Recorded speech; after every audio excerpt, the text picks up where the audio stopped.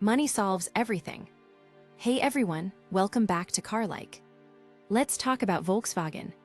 So, over in Europe, the money for electric vehicles is still flowing like a river. Companies like Volkswagen get it. As long as subsidies are coming from every direction, you gotta keep pumping out new models. Even though the market is already flooded with EVs, that stream of government cash does its job.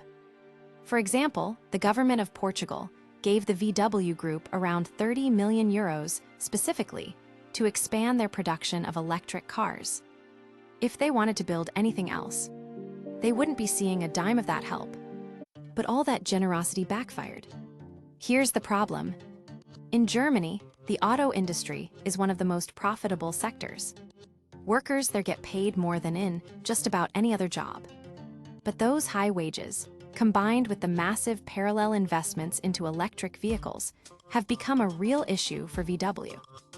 Many of their ID models ended up being unprofitable, and the company is seriously looking for a way to turn things around. Their answer is supposed to be a compact car called the ID.1. ID.1. It's a small hatchback, about 12 feet 7 inches long, with a target price of around 20,000 euros. On paper, it sounds okay.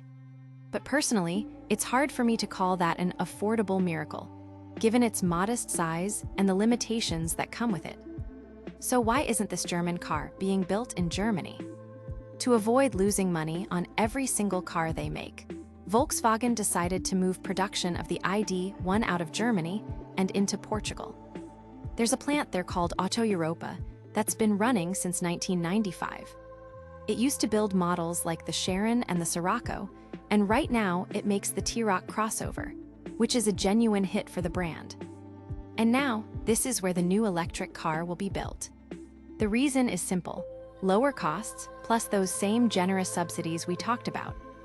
Let's break down the financial math. Sure, for a giant like VW, 30 million euros isn't exactly astronomical. But it was another factor that pushed the conglomerate to stay the course on electrification. What's interesting is that the money was granted not for general plant development, but specifically for building electric vehicles. Other options weren't even on the table. So where is this market headed? This whole story with the ID.1 and the subsidies is just an example of a bigger trend. Automakers are building more and more cars that aren't always what customers actually want, but are profitable because of political and economic games. The result? We're getting more electric vehicles than there is real demand for. This whole situation is starting to feel like a time when the economy was centrally planned, and the actual market was pushed to the sidelines. And history has shown us how that ends. More than once.